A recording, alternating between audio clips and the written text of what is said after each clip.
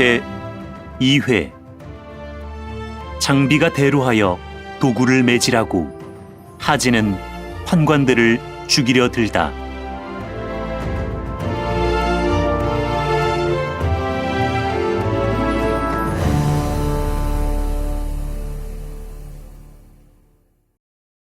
동탁에 자는 중영인이 농서의 임조 사람으로 이때 벼슬이 하동 태수였다. 그의 천성이 본래 방자하고 교만하여 이날 현덕을 소홀히 대하다가 장비의 노염을 샀다. 장비는 그를 죽이려 들었던 것인데 현덕과 관공이 황망히 붙잡았다. 그 사람으로 말하면 조정 명관인데 어떻게 함부로 죽인단 말이냐. 그럼 그놈을 죽이지 않고 도리어 그놈 수하에서 청령이나 하고 있잔 말이오. 난 그 노릇은 못하겠소. 두 분 형님이 기어이 여기 계시겠다면 난 혼자서 딴 데로 가버릴 테요. 현덕이 말했다. 우리 세 사람이 생사를 같이 하기로 했는데 서로 떨어진다는 것이 될 말이냐. 그러면 우리 함께 다른 데로 가버리자꾸나. 만약 그렇게 한다면 내 화도 얼마쯤 풀리겠소. 장비가 이렇게 말해서 세 사람은 밤도와 군사를 거느리고 주준에게로 갔다. 주준은 그들을 맞아들여 심히 후하게 대접하고 군사들을 한데 모아 장보를 치기로 했다. 이때 조조는 황보숭을 따라 장량을 치러가 고경에서 크게 싸우고 있는 중이었다.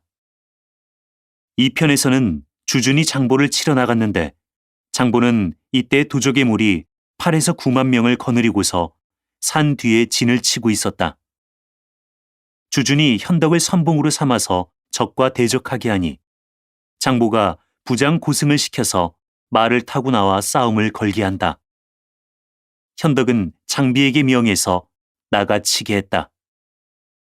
장비는 말을 달려나가 창을 꼬나잡고 고승과 싸워서 두 어합이 못되어 고승을 찔러 말에서 떨어뜨렸다. 현덕은 때를 놓치지 않고 군사를 휘몰아 바로 적진을 향하여 쳐들어갔다. 그러나 이때 장보가 말 위에서 머리를 풀고 검을 들어 요사스러운 술법을 부리자 문득 바람이 크게 일어나고 우레소리가 진동하며 한 줄기 검은 기운이 하늘 위로부터 내리는데 그 검은 기운 속에 무수한 인마가 지쳐 들어오는 듯 싶었다.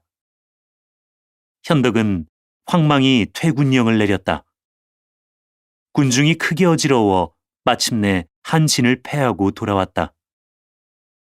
현덕이 본체로 돌아와서 주준과 의논하니 주준이 그에게 계교를 일러준다. 저자가 요수를 쓰니 우리는 내일 돼지와 양과 개를 잡아서 피를 준비하고 군사들을 산머리에 매복해 놓았다가 도적이 뒤를 쫓아오거든 높은 언덕 위에서 일시에 피를 내뿌리게 하면 그 술법을 꺾어버릴 수 있을 게요. 현덕은 영을 받고 물러나오자 즉시 관공과 장비에게 분부하여 각기 군사 1000명씩을 거느리고 산 뒤 높은 언덕 위에 매복하되 돼지, 양, 개의 피와 그 밖에 부정한 물건들을 넉넉히 준비해 놓게 했다. 이튿날 장보가 길을 흔들고 북을 치며 군사를 거느리고 나와서 싸움을 건다. 현덕은 곧 마주나가 싸웠다. 양편 군사가 한창 싸우는 중에 문득 장보가 다시 술법을 썼다. 갑자기 바람이 크게 일어나며 마른 하늘에 천둥이 울고 모래가 날리며 돌이 달리고 검은 기운이 하늘을 쫙 덮더니 그로부터 무수한 인마가 아래로 내려온다. 현덕은 곧 말머리를 돌려 달아났다. 장보가 군사를 휘몰아 그 뒤를 쫓아서 막 산머리를 지날 무렵에 관우 장비의 복병이 호포를 놓고 일제히 부정한 물건을 냅다 뿌렸다. 그러자 종이로 만든 사람과 지푸로 만든 말들이 공중으로부터 분분히 땅에 떨어지며 바람이 잦고 우레가 그치고 모래와 돌이 날지 않는다. 장보가 제 술법이 깨어진 것을 보고 급히 퇴군하려고 할 때 좌편의 관공과 우편의 장비가 일시에 군사를 이끌고 내다르며 또 등 뒤로는 현덕과 주준이 일제히 쫓아 올라왔다. 적의 무리는 크게 패했다. 이때 현덕은 지공 장군의 기호를 바라보고 나는 듯이 말을 달려 그 뒤를 급히 쫓았다. 장보가 혼이 허공에 떠서 말을 몰아 달아난다. 현덕이 활을 쏘아 그의 왼쪽 팔을 맞췄으나 장보는 화살이 꽂힌 채 그대로 도망하여 양성으로 달려 들어가자 성문을 굳게 닫고는 다시 나오려 하지 않았다. 주주는 군사를 지휘해서 양성을 에워싸고 치는 한편 사람을 보내어 황보승의 소식을 알아오게 했더니 탐자가 돌아와서 자세히 고했다. 그 사이 황보승은 적과 싸워 크게 이기고 동탁은 번번이 패해서 조정에서는 황보승으로 동탁을 대신하여 장각을 치게 했는데 황보승이 이르렀을 때 장각은 이미 죽은 뒤요. 장량이 대신 그 무리를 거느리고 나서서 관군에 항거했으나 황보승은 7번 싸움에 다 이겨 마침내 장량을 고경에서 목을 베고 장각의 관을 부수고 육시 효수한 다음에 그 수급을 경사로 올려보내고 남은 무리는 다 항복받았습니다. 조정에서는 그의 벼슬을 더하여 거기 장군 기주목을 삼고 황보승이 또 노식의 유공무지한 것을 아뢰어 조정에서 노식을 원관으로 복직시켜 주었고 조조도 또한 공로가 있으므로 제남상을 제수받아 즉일로 군사를 거느리고 부임했습니다. 주주는 이 소식을 듣고 군사를 재촉해서 전력을 다해 양성을 쳤다. 형세가 위급하게 되자 적장 엄정이 장보를 찔러 죽이고 그 수급을 들고 나와서 항복을 청했다. 주주는 드디어 여러 고을을 평정하고 조정에 첩보를 올렸다. 이때 또 황건적의 여당 조홍, 한충, 손중 등 3사람이 수만 명의 무리를 모아 장각의 원수를 갚는다고 하며 불을 지르고 노략질을 냈다. 조정에서는 주준에게 명하여 승전한 군사를 거느리고 가서 그들을 치게 했다. 주준은 조서를 받들어 군사를 거느리고 나아갔다. 이때 도적들은 완성을 점거하고 있었는데 주준이 군사를 거느리고 와서 치자 조홍은 한충을 내보내서 싸우게 했다. 주준이 현덕, 관우, 장비를 시켜 완성의 서남각을 치게 하니 한충이 정의의 무리를 모조리 이끌고 서남각으로 나와서 대적한다. 이때 주준은 몸소 갑옷을 입은 기병 2,000명을 거느리고 나가서 바로 동북각을 들이쳤다. 한충은 성이 함락될까 겁이 나서 급히 서남쪽을 버리고 돌아선다. 현덕은 배후로부터 불의에 들이쳤다. 적의 무리는 크게 패해서 앞을 다투어 완성으로 들어가 버렸다. 주주는 군사를 나누어 성을 사면으로 에워쌌다. 성 안에 양식이 떨어지자 한충은 사람을 내어보내 항복을 청했다. 그러나 주주는 이를 허락지 않았다. 이것을 보고 현덕이 주준에게 말했다. 옛날에 고조께서 천하를 얻으신 것이 대개 항복을 권하고 항복하는 자는 잘 받아들였기 때문인데 공은 어찌하여 한충의 항복을 받아주려 하지 않으십니까? 그때는 그때고 지금은 지금이요.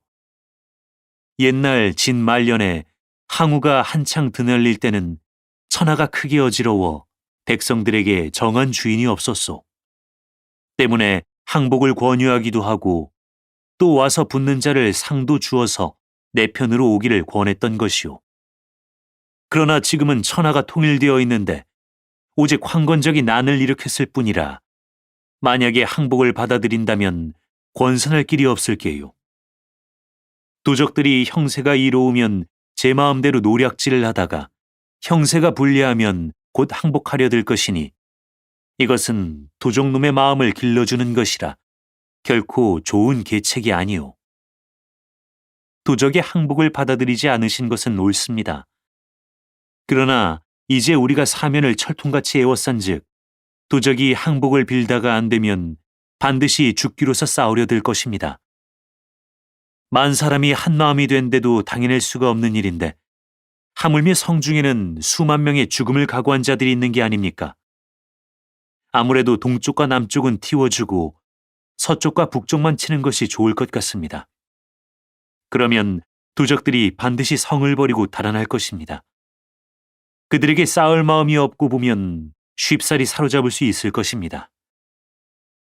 주주는 그렇게 여겨 곧 동쪽과 남쪽 두 군데 군마를 걷어 일제히 서쪽과 북쪽을 들이쳤다. 한충은 과연 군사를 이끌고서 성을 버리고 달아났다. 주주는 현덕, 관우, 장비와 함께 삼군을 거느리고 그 뒤를 몰아쳐서 한충을 활로 쏘아 죽였다. 남은 무리가 사방으로 흩어져서 도망하기에 바쁘다. 관군이 그 뒤를 한창 쫓는 중에 조홍과 손중이 도적의 무리를 거느리고 달려들었다. 주준이 조홍의 형세가 큰 것을 보고 잠시 군사를 뒤로 물렸더니 이 틈을 타서 조홍은 다시 완성을 뺏었다. 주준이 심리 밖에 영체를 세우고 바야흐로 다시 성을 치려 할 때 호련 동쪽 편으로부터 한 무리의 인마가 들어오는데 앞에 선 장수는 이마가 넓고 얼굴이 크며 체구는 범 같고 허리는 곰 같으니 오군에 부춘 사람이라. 성은 손, 이름은 견이요. 자는 문대로서 바로 손무자의 후손이다. 손견의 나이 17세 때 일이다. 부친과 함께 전당에 갔다가 해적 10여 명이 상인의 재물을 검략해 강가 언덕 위에 와서 나누고 있는 것을 보고 부친을 향하여 이 도적놈들을 잡을 수 있습니다 하고 즉시 칼을 들고 언덕으로 뛰어올라 소리를 크게 지르며 동쪽을 보고 가리키고 서쪽을 보고 손짓해서 마치 사람들을 부르기라도 하는 것처럼 하니 해적들은 그만 관병이 잡으러 온 줄로 여겨 재물을 말끔 다 내버리고 뺑소니를 쳤다. 손견은 기어이 뒤를 쫓아가서 그 중에 한 놈을 죽이고 말았다. 이 일로에서 고을에서는 그의 이름을 알게 되고 마침내는 그를 천거해서 교위로 삼았던 것이다. 그 뒤에 회계 땅의 요적 허창이 모반하여 양명 황제라 자칭하고 도당 수만 명을 모았을 때 손견이 군사마와 함께 용사 1000여 명을 초모하여 주군의 관군과 합세해서 적을 치고 허창과 그 아들 허소의 목을 베었다. 자사 창민이 그의 공을 위에 아래어서 조정에서는 손견에게 염독승을 제수하고 또 우이승, 합이승을 제수했다. 이제 황건적이 일어난 것을 보고 그는 향중의 젊은이들과 도북군들을 불러 모으고 회, 사의 정병 1500여 명과 함께 이렇듯 접응하러 온 것이었다. 주주는 크게 기뻐하여 손견으로 남문을 치게 하고 현덕으로 북문을 치게 하며 주준 자신은 서문을 치기로 하되 동문만은 그대로 남겨두어 도적들이 달아날 길을 열어놓았다. 손견은 앞장서서 성 위로 올라서며 번개같이 도적 20여 명을 칼로 베었다. 도적의 무리가 황급해서 쫙 흩어지는데 조홍이 창을 꼬나들고 말을 몰아 손견을 향해서 달려들었다. 손견은 성 위에서 몸을 날려 조홍이 창을 뺏어 들자 한 창에 조홍을 찔러 말 아래 거꾸러뜨리고 조홍의 말에 뛰어올라 나는 듯이 이리저리 닥치는 대로 적을 죽였다. 한편 손중은 수하의 무리를 이끌고 북문으로 뛰어나오다가 현덕을 만났다. 그러나 그는 싸울 마음이 없어서 그대로 길을 찾아 도망하려 했다. 현덕이 활을 다리에 쏘자 손중은 벌러덩 넘어져 말 아래 떨어진다. 주준의 대군이 바로 그 뒤로 지쳐나오며 적에게 덮쳐들었다. 한마당 싸움에 적의 머리를 벤 것이 수만급이요. 항복받은 자는 그 수를 이루 셀 수 없었다. 남양일로의 10여 고을이 이로써 모두 평정되었다. 주준이 군사를 거느리고 경사로 개선하니 황제는 조서를 내려서 주준을 거기 장군 하남윤으로 봉했다. 주준은 손견, 유비 등의 군공을 위해 표주했다. 손견은 뇌물을 쓴 것이 있어서 별군 사마를 제수받고 부임했으나 현덕은 여러 날을 두고 무슨 분부가 있기를 기다려도 종시 아무 벼슬도 내리지 않았다. 세 사람은 울울한 심사를 이기지 못하여 거리로 나가 거닐었다. 이때 마침 낭중 장균의 행차가 지나갔다. 현덕은 그를 보고 자기들이 세운 군궁을 자세히 고했다. 장균은 크게 놀라서 그 길로 대궐에 들어가 천작게 뵙고 주상했다. 전일 황건의 무리가 모반한 것이 그 근원인즉 모두 십상시가 매관매직을 일삼으며 저희와 친한 자가 아니면 쓰지 않고 저희와 원수진 자가 아니면 죽이지 않아서 마침내는 천하를 크게 어지럽게 했기 때문이오니 이제 십상시의 무리를 참하시어 그 머리를 남문 밖에 걸게 하시고 사자를 내어 천하에 포고하셔서 공로가 있는 자들에게 후히 상사를 내리신다면 사해가 자연 청평할까 하나이다. 그러자 십상시가 곧 나서서 황제께 이는 창균이 주상을 속이는 말이옵니다 라고 하자 천자는 곧 무사를 시켜 장균을 궐문 밖으로 축출해버렸다. 그 뒤에 십상시의 무리는 이것은 피씨 황건적을 치는데 공로가 있었던 자들이 벼슬을 못 얻어 원망하는 말을 내기 때문일 것이니 우선 낮은 벼슬이라도 한 자리씩 주어 두고서 일후에 다시 보기로 하는 것이 늦지 않으리라 의논했다. 이리하여 현덕은 정주, 중산부, 안희현위를 제수받고 날짜를 택해 부임하게 됐다. 현덕은 군사들을 다 흩어 고향으로 돌려보내고 다만 좌우에서 가까이 있던 사람 20여 명만 데리고서 관우 장비와 함께 안희연으로 내려가 도임했다. 그가 고을 공사를 본 지 한 달에 추호도 백성들을 범한 것이 없어서 온 고을 백성들이 모두 감화를 받았다. 현덕은 도임한 뒤로 관우 장비와 더불어 먹을 때면 반드시 한 상에서 먹었고 잘 때면 반드시 한 자리에서 잤다. 그리고 현덕이 여러 사람이 모인 자리에 있을 때면 관우와 장비는 그의 곁에가 꼭 매시고 서서 종일이라도 피곤해하는 빛이 없었다. 현덕이 안희연에 도임한 지 넉 달이 채 못 되었을 때였다. 조정에서 조서가 내렸는데 그 내용인즉 이러했다. 무릇 군사에 공로가 있다 해서 장리가 된 자들은 다 퇴거하리라. 현덕은 은근히 불안 중에 있는데 마침 도구가 관원들의 치적을 고찰하려고 관아 카코오를 순행하여 본현으로 들어왔다. 현덕은 성 밖에 나가 영접하고 도구에게 정중히 인사를 드렸다. 그러나 도구는 그대로 마상에 앉은 채 다만 채찍을 잠깐 들어보였을 뿐이다. 이것을 보고 관우, 장비는 마음에 못내 괘씸해했다. 관역에 들어가서도 도구는 남면에서 높지기 않고 현덕을 계야에 시립하고 있게 했다가 한동안이 지난 뒤에야 입을 열어 유현이는 출신이 무언가 하고 묻는다. 그 말에 현덕이 비는 중산 정왕의 후예이온데 탁군에서 황건적을 치기 시작하여 대소 30여 차례 싸움에 다소 군공을 세운 것이 있어서 현직을 제수받았습니다. 하고 여쭈자 도구는 소리를 버럭질러 꾸짖는다. 내가 함부로 한실 종친이라 사칭하고 또 공적을 꾸며대는구나. 이번에 조정에서 조서를 내리신 게 바로 너 같은 탐관오리를 퇴거하라는 게다. 현덕은 그저 네네 하고 그 자리를 물러나와 현하로 돌아와서 현리를 불러들여 의논하니 현리가 아뢰었다.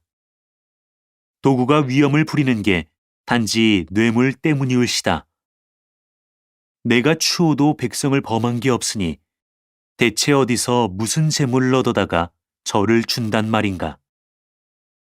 그 이튿날 도구는 먼저 현리부터 관역으로 잡아다 놓고서 현위가 백성을 괴롭힌 것을 바로 대라고 땅땅 을렀다. 현덕은 몇 번이나 용서를 빌러 몸소 관역까지 갔으나 그때마다 문지기가 굳이 맞고 들이질 않아서 도구를 만나보지 못했다. 이때 장비가 홧김에 술을 몇 잔 마시고서 말을 타고 관역 앞을 지나려니까 늙은이들 5, 60명이 관역 문전에 모여서 통곡을 하고 있다. 장비가 어찌된 연고인가 물었더니 늙은이들의 대답이 도구가 현리를 잡아다 족치며 기어이 유공을 모해하려 하시기에 우리가 그렇지 않은 말씀을 사리려고 온 것인데 문 안에 들어가 보지도 못하고 문지기한테 매만 죽도록 맞았습니다. 장비는 천둥같이 노했다. 고리 눈을 부릅뜨고 이를 부드득 깔며 말에서 뛰어내리자 바로 관역으로 들어갔다. 문지기가 무슨 수로 그를 막고 들이지 않겠는가. 장비는 곧장 후당으로 뛰어들어갔다. 보니 도구는 대청 위에 버티고 앉았고 현리는 잔뜩 묶여서 땅에 쓰러져 있었다. 장비는 병력같이 소리를 질렀다. 이 백성을 해치는 도적놈아, 나를 알아보느냐? 도구가 미처 입을 열 새 없이 장비는 달려들어서 그의 머리를 움켜쥐고 관역에서 끌고 나와 바로 관문 앞에 이르자 말뚝에 붙들어 매놓고 버들가지를 꺾어서 그의 두 다리를 으스러지라고 후려갈겼다. 때리다가 부러지면 채찍을 갈고 또 갈고해서 부러진 버들가지가 10여 가지나 된다. 이때 현덕이 근심하고 있다가 문득 관문 밖이 떠들썩하여서 좌우에게 물었더니 아래며 말했다. 장장군께서 웬 사람을 묶어놓고 관문 앞에서 매를 치나 봅니다. 현덕이 황망히 나가보니 결박당한 것이 바로 도구다. 현덕은 깜짝 놀랐다. 이게 대체 웬일이냐? 장비가 백성들이나 못살게구는 이까짓 도적놈을 때려 죽이지 않고 뭘 하겠소? 라고 하자 도구가 현덕공 제발 날 좀 살려주시오 하고 사정했다. 현덕은 본시 마음이 인자한 사람이라 곧 매지를 못하게 장비를 꾸짖는데 이때 관공이 곁으로 와서 말했다. 형님께서 큰 공훈을 허다하게 세우고 겨우 현이 한 자리를 얻으셨는데 이번에 도리어 도구한테 욕만 보시지 않았습니까? 제 생각에는 가시덤불 속이란 원래 봉황이 깃들일 곳이 아니니 도구를 죽인 다음에 벼슬을 버리고 고향으로 돌아가 달리 원대한 계획을 세우느니만 못할 것 같습니다. 그 말을 듣고 현덕은 인수를 끌러 도구의 목에 걸고는 준열이 꾸짖었다. 백성들을 못살게 구는 너 같은 놈은 마땅히 죽여버려야 할 것이로되 아직 내 목숨을 용서해주는 게다. 자, 인수를 받아라. 나는 이 길로 떠나간다. 도구가 돌아가는 길로 정주 태수에게 고하여 태수는 즉시 글을 지어 성부에 보고한 다음 관군을 내어 세 사람을 잡게 했다. 현덕, 관우, 창비 세 사람은 대주로 유회를 찾아갔는데 유회는 현덕이 한실 종친임을 알자 자기 집에 숨겨두고 말을 내지 않았다. 한편 십상시의 무리는 나라 권세를 저희들 손아귀에 틀어주자 누구든지 저희한테 복종하지 않는 사람이 있으면 죄로 얽어 죽이자고 서로 의논했다. 조충과 장양이 사람을 시켜 황건적을 친 장수들에게서 뇌물을 걷어들이는데 응하지 않는 사람은 곧 위에 아래고 파직시켰다. 황보숭과 주준도 그들에게 뇌물을 주려고 안 하다가 마침내는 조충의 무리 손에 벼슬이 떨어지고 말았다. 천자는 또 조충의 무리로 거기 장군을 삼고 장양 등 13인을 모두 열후에 봉하니 나라 정사는 더욱 글러만 가서 백성들의 원성이 날로 높아갔다. 이리하여 장사 땅에서는 구성이란 도적이 난을 일으키고 어양에서는 장거와 장순이 반기를 들어 장거는 자칭 천자가 되고 장수는 대장군이라 일컬으니 형세가 급한 것을 구하는 표장이 바로 빗발치듯 하건만 십상시의 무리는 다 덮어두고 위에 아래지 않았다. 하루는 황제가 후원에서 십상시와 술을 마시고 있는데 간의 대부 유도가 들어와 황제 앞에서 통곡한다. 황제가 그 우는 연고를 묻자 유도가 아뢰었다.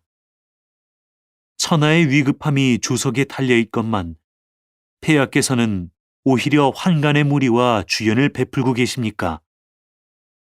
나라가 태평한데 무슨 위급함이 있다고 그러는가? 지금 사방에서 도적들이 일어나 고을들을 범하고 있으니 그 화단인즉 모두가 십상시들이 벼슬을 팔고 백성들을 못살게 굴며 주상을 속이는 데서 나온 것이옵니다. 조정에서 올바른 사람들은 다 가버리고 화가 바로 눈앞에 미쳤는데 그를 왜 깨닫지 못하시나이까?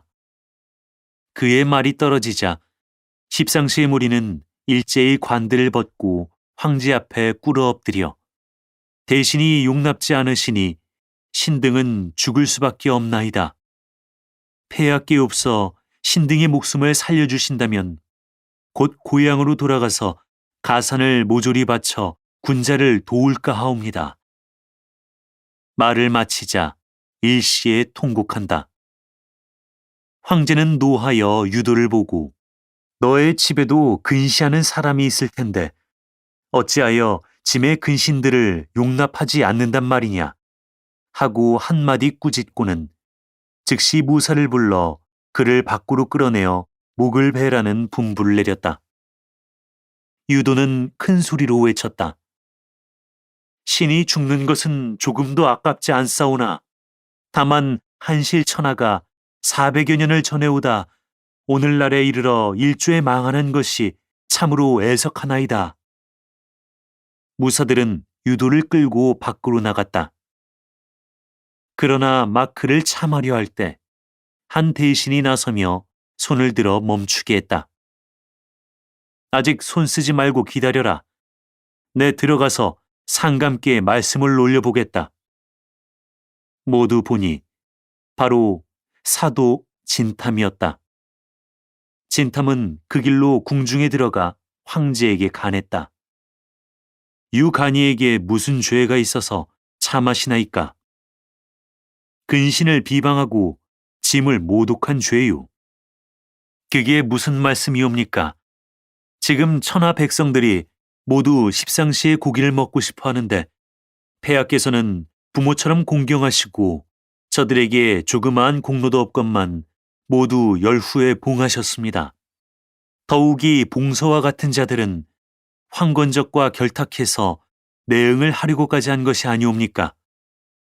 폐하께서 이제 이르러서도 이를 살피지 못하신다면 사직은 머지않아 무너지고야 마오리다. 봉서가 난리를 꾸몄단 말은 그 사실이 명백하지 않소.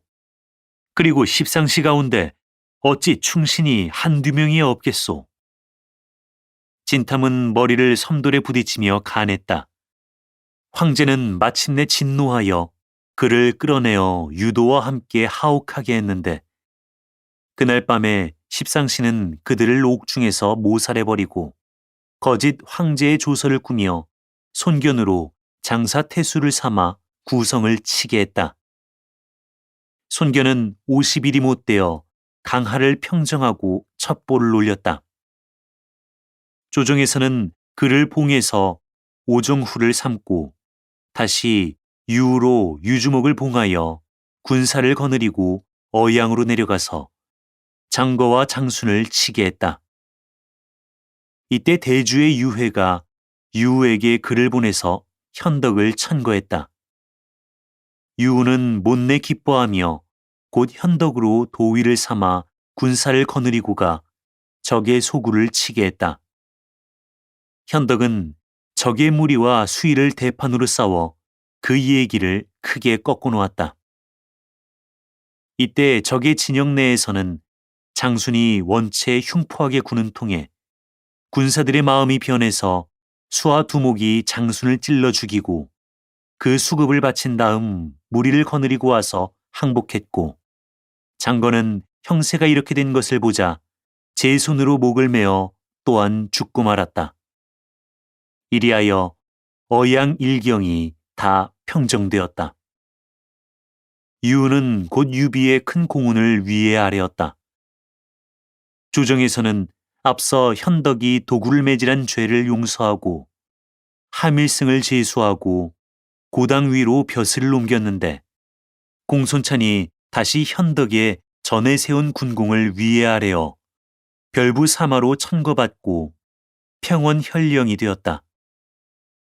현덕이 평원에 부임한 뒤로는 제법 전량과 군마가 있어서 전일의 기상을 다시 회복할 수 있었다. 또한 유우는 도적을 친 공로로 태위가 되었다. 중평 6년 4월에 영제는 병이 위중하여 후사를 의논하려 대장군 하진을 궁중으로 불러들이라 했다. 하진은 본래 백정 출신인데 저의 누이가 궁중에 들어와서 귀인이 되고 황자 변을 낳자 마침내 황후로 책봉되매 하진도 누이 덕에 권세를 잡고 나라의 중임을 맡게 되었던 것이다. 영제는 한편으로 또 왕미인을 총애해서 황자 협을 낳았다. 하황후가 이것을 투기해서 왕미인을 짐살해버린 까닭에 황자 협은 동태후 궁중에서 자라게 되었다. 동태후는 영제의 생모로서 해독 정후 유장의 아내다. 본래 환제에게 후사가 없어 해독 정후의 아들을 영립하니 그가 바로 영제다. 영제가 대통을 이어 황제가 된 뒤에 어머니 동씨를 궁중으로 맞아들여 태후로 높인 것이다. 동태후는 전부터 영제를 보고 황자 협을 태제로 책봉하라고 권해온 터요. 영제도 협 황제를 편애해서 그럴 의향을 가지고 있었는데, 이날 병세가 위독해지자 중상시 건석이 만약에 협 황제를 세우려 하신다면 먼저 하진을 주멸하시어 후환을 끊도록 하셔야 하옵니다 하고 아뢰니, 영제도 그 말을 옳게 듣고 하진을 궁중으로 불러들이게 했다. 그러나 하진이 궁문 앞에 이르렀을 때 사마 반은이 궁중에 들어가지 마십시오. 건석이 공을 모살하려 하고 있소이다 하고 귀띔해 주어 하진은 깜짝 놀라 허둥지둥 집으로 돌아오자 즉시 모든 대신을 불러놓고 환관의 무리를 모조리 죽여버리려 들었다. 이때 좌중의 한 사람이 앞으로 나선다. 환관의 세력이라는 것이 충제, 질제 때부터 일어나기 시작해서 그만 조정에 널리 퍼져버렸으니 이것들을 무슨 수로 다 잡아 죽이겠습니까? 만약에 이를 어설피하다가는 반드시 멸문지환이 있을 게니 깊이 생각해 하십시오. 하진이 보니 전군 교위 조조였다. 자네 따위가 무얼 안다고 조정의 대사에 말참견하나? 한마디로 꾸짖고 아직 결단을 못 내리고 있을 때 반은이 와서 고하는 말이, 천자께서는 이미 붕어하셨는데 지금 건석이 십상시와 의논하고 국상이 난 것을 숨기고 거짓 조서를 꾸며 하국구를 궁중으로 불러들여 아주 후환을 없앤 다음에 협 황제를 천자로 모시려 하고 있습니다. 그 말이 미쳐 떨어지기 전에 직사가 나와서 소명을 전했다. 하진더러 한시바삐 참내하여 후사를 정하도록 하라는 것이다.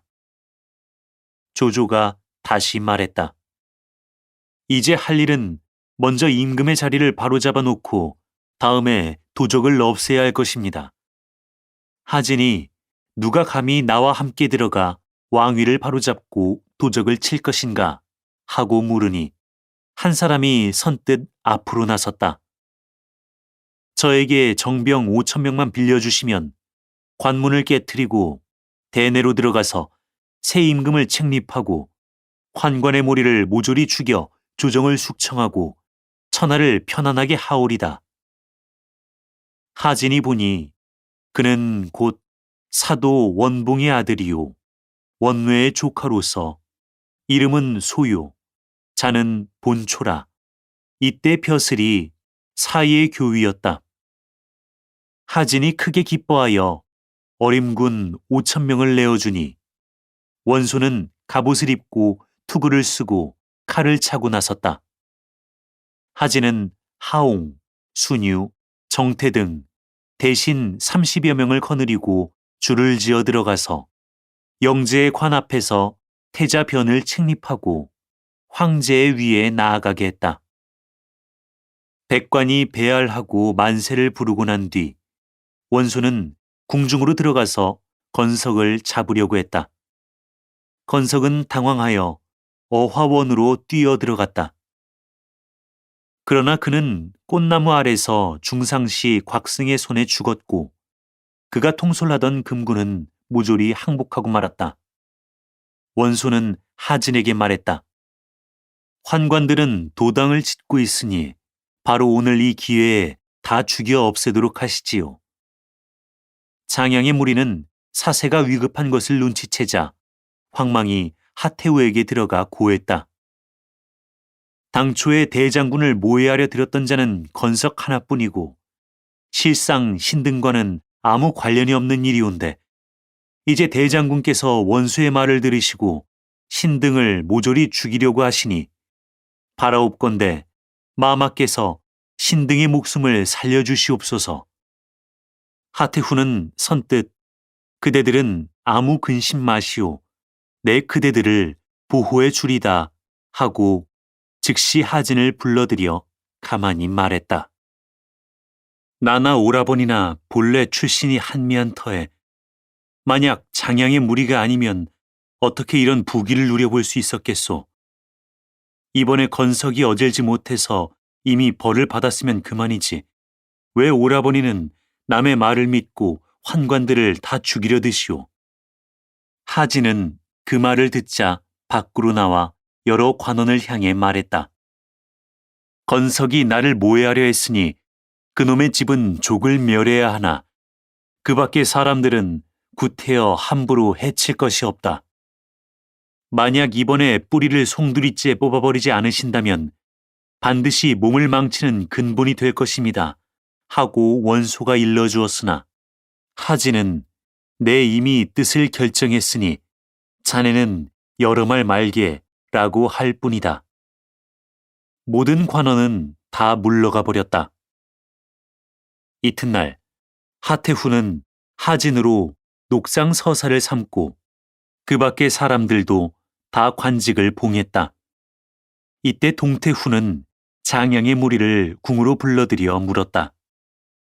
하진의 누이로 말하면 애당초에 내가 추구해 주었던 건데 오늘날 제 소생이 황제의 위에 오르고 안팎 신하들이 말끔 그의 신복이라 그 위엄과 권세가 비할 바 없이 크니 나는 장차 어찌하면 좋단 말이냐. 장량이 아뢰었다. 마마께서 조정에 납시어 수렴 청정하고 황자 협으로 왕을 봉하시며 국구 동중의 벼슬을 더하시어 군권을 장악하게 하시고 또한 신등을 중히 쓰신다면 대사를 가히 도모하실 수 있사옵니다. 동태후는 크게 기뻐하고 이튿날 조회에 의지를 내려 협 황자를 봉해서 진류왕으로 삼고 동중을 봉해서 표기 장군으로 삼으며 장양의 무리를 모두 나라 정사에 참여하게 했다. 하태후는 동태후가 이렇듯 권력을 독점하는 것을 보고 궁중에 연석을 베풀고 동태후를 청했다. 술이 반쯤 돌아갔을 때 하태후는 자리에서 일어나 동태후에게 술잔을 올리고 재배한 다음 말했다. 우리로 말씀드리면 다 같은 부인이니 나라 정사에 참여하는 것이 옳지 않습니다. 옛적의 여후가 나라 권세를 한박 자기 수중에 틀어쥐고 있다가 그만 그 종족 1000명이 모두 비명에 죽고 말았습니다. 이제 우리는 궁중에 깊이 들어앉고 조정 대사는 말끔 원로 대신에게 맡겨서 자기들이 서로 의논해서 처리하게 하시면 나라에 이만 다행이 없사옵니다. 부디 저의 말씀을 간합해 주십시오. 동태후는 발끈 화를 냈다. 내가 왕미인을 짐살해 죽이고 아닌 일에 투기가 심하더니 이제 내 아들이 임금이 되고 내 오라비 하진이 대장군이라 해서 그 새를 믿고 감히 방자한 소리를 나는구나. 나도 표기장군에게 직지를 내려서 내 오라비의 머리를 베는 건 손바닥 뒤집기와 마찬가지다. 하태후가 또한 노해서 나는 좋은 말로 권한 것인데 어째서 그처럼 역증을 내시나요? 라고 하자 동태후는 그대로 돼지 잡고 술이나 팔던 미천한 것들이 무얼 안다고 그래 하며 이렇듯 둘이서 서로 싸우게 되자 장양의 무리는 태우들을 권해서 각기 궁으로 돌아가게 했다. 하태후는 이날 밤에 하진을 궁중으로 불러들여 이 일을 낱낱이 호소했다. 하진은 물러나와 삼공을 불러다 의논하고 이튿날 조회에 정신을 시켜서 동태후로 논할진대 본씨가 번비라 궁중에 오래 머물러 있는 것이 온당치 못하니 마땅히 하간에 안치하게 하고 날짜를 한해서 바로 경사에서 떠나게 하소서라고 주달하게 한 다음에 사람을 보내서 동태후를 호송하게 하는 한편 금군을 내어 표기장군 동중이 집을 내어싸고 장군의 인수를 거두게 했다. 동중은 사세가 위급한 것을 알자 후당으로 들어가 제 손으로 목을 찔러 죽고 말았다. 집안 사람들의 곡성을 듣고서야 군사들은 물러가 버렸다. 장양과 단규는 동태후의 한 가장귀가 이렇게 없어진 것을 보자 곧 금은보화로 하진의 아우 함효와 그 어미 무양군의 마음을 사서 그들로서 조석으로 하태후 궁중에 드나들며 좋은 말로 주선을 하게 했다. 이리하여 십상시의 무리는 다시 총애를 받게 되었다. 6월에 하진은 슬그머니 사람을 시켜 동태후를 하간역들에서 짐살해 죽이고 영구를 모셔 올려다 문릉에 장사를 지냈는데 하진은 병을 핑계로 나와 보지도 않았다. 그러자 사예 교위 원소가 들어와서 하진을 보고 지금 장양과 단규의 무리가 대감이 동태후를 짐살하고 대사를 도모하려 한다고들 밖에 유언을 퍼뜨리고 있습니다. 이때를 타서 환관들을 없애지 않았다가는 뒤에 반드시 큰 화가 미칠 것입니다. 전에 두무가 내시들을 죽이려다가 이를 비밀히 하지 못해서 도리어 해를 입었는데 지금 대감의 형제분의 군사들이나 수하의 장리들이 다 영특한 사람들이니 모두 나서서 힘을 합한다면 실수가 없을 것입니다.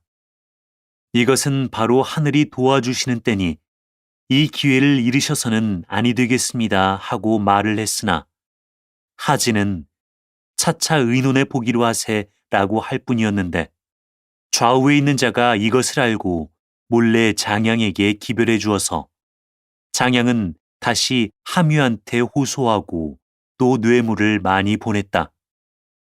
함유가 곧 궁중에 들어가서 하태후에게 고해 바쳤다. 대장군이 임금을 보좌하는 몸으로서 인자한 일은 행하려 하지 않고 그저 살벌한 일만 하려 듭니다. 이번에도 아무 까닭 없이 또 십상시를 죽이려고 하니 이것은 국난을 조성하는 일입니다. 하태우도 마음에 그렇게 여기고 있을 때 얼마 지나지 않아 하진이 들어와서 환관들을 다 죽이겠다고 고하자 하태우는 말했다. 중관들이 금성을 통령하는 것은 한가의 옛 법이온데 선제기 없어 세상을 떠나신 지 얼마 안 되어 오라버니가 구신들을 죽인다는 것은 종묘를 중히 여기는 도리가 아닐 줄 압니다. 하진은 결단이 없는 사람이라 태우의 말을 듣자 네네 하고 물러나왔는데 원소가 그를 맞으며 물었다. 대사가 어찌 되었습니까? 태후께서 허락하지 않으시니 어쩔 수 없구려. 그러면 전국의 제후들에게 영을 내리시어 군사를 거느리고 경사로 올라와서 환관의 무리를 모조리 주멸하게 하십시오. 그렇게 되면 사태가 급해서 태후께서도 허락하시고 말 것입니다. 그 계교가 참 묘하다. 하진이 그 즉시 각 진에 경문을 띄워 제후들을 경사로 불러올리게 하니 주부 진님이 나서서 말한다. 불가합니다. 속담에도 눈을 가리고야 어찌 연작을 잡으리오 했으니 이는 자기 마음을 속이는 일입니다. 미물인 짐승도 이렇듯 속여가지고는 뜻대로 되지 않는 법인데 하물며 국가 대사겠습니까? 이제 장군께서 천자의 위엄을 비시고 병마의 중권을 잡고 계시니 그 당당하신 위풍으로 무슨 일인들 뜻대로 못하시겠습니까? 만약에 환관을 죽이려 하신다면 화로에 불을 해치고 머리터럭을 태우는 거나 같은 것이니 속히 결단해서 하시면 누구나 다 순종할 것입니다. 그런데 이제 밖에 있는 대신들을 불러다 궁궐을 범하게 하신다면 영웅들이 한자리에 모여 각기 딴 마음을 품게 될 것이오며 이것이 이른바 나는 칼날을 쥐고 칼자루를 남에게 내맡기는 격이라 영락없이 일은 틀어지고 도리어 난리만 일어나고 말 것입니다. 하진은 코웃음을 쳤다. 그건 겁쟁이의 소견이야. 문득 곁에서 한 사람이 손뼉을 치고 크게 웃는다. 아무 어려울 게 없는 일을 가지고 무슨 말씀들이 그리 많습니까? 보니 그는 조조다. 임금 곁에 소인배를 없애려면 지모 있는 조정모사의 말을 들어야 하리. 필경 조조는 무슨 말을 하려 하는고? 다음 회를 보라. 사단법인 올제 제작, 낭독 공준호, 번역 연변인민출판 삼국지 번역팀.